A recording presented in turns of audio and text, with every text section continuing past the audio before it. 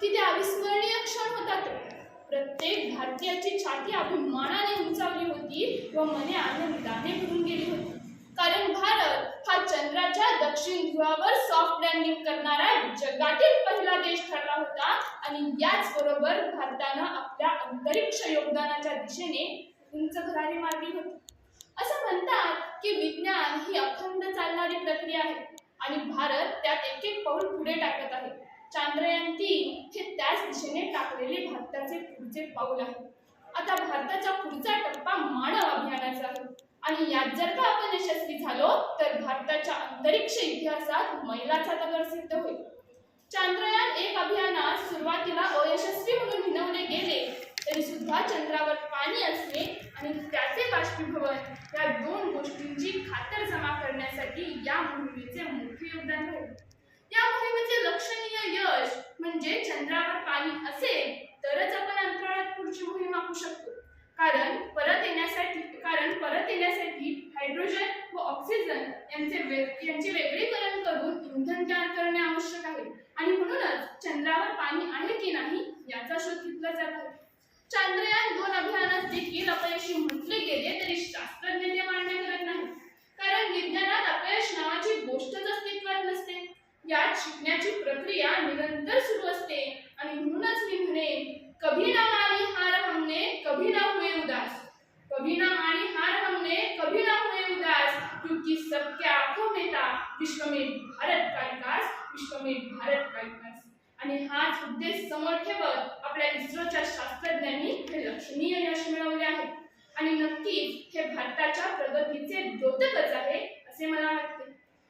असं म्हणतात की विज्ञान ही अखंड चालणारी प्रक्रिया आहे आणि आपल्या शास्त्रज्ञांनी हे जे काम केले आहे ते खरंच सर्वार्थाने कौतुकास्पद बाब आहे.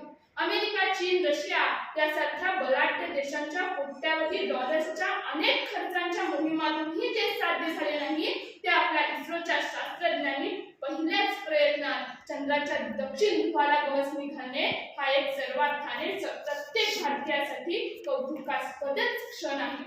चांद्रयान-3 मध्ये प्रज्ञान रोवर आणि विक्रम लँडर असे वापरण्यात आले होते. तसेच चांद्रयान-3 चे जे ऑर्बिटर आहे ते चंद्रावर ज्या ठिकाणी पोहोचले गेले त्या ठिकाणाला शिवशक्ती असे नाव देण्यात आले. शिवशक्ती म्हणण्यापेक्षा ही एक नारी शक्तीच घडली असे म्हणावयास हरकत नाही. आपल्या सर्वांना माहितीच असेल की इस्रो अंतराळ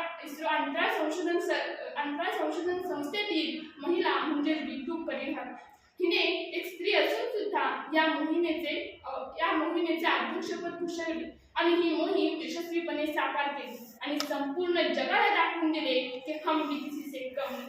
पूर्वीच्या काळी भारतीय स्त्रियांना घरात चूल आणि मूल एवढंच सांगितलं जात असे, परंतु भारताने ही प्रगती करत देशाला दाखवून दिले की आम्ही सुद्धा विकसित देशांच्या यादीत क्रमांक मिळवू शकतो. आणि मला असं वाटतं की भारताने मिळवलेले हे चांद्रयान-3 यश म्हणजेच भारताची विकसित देशाकडे होणारी वाटचालच आहे.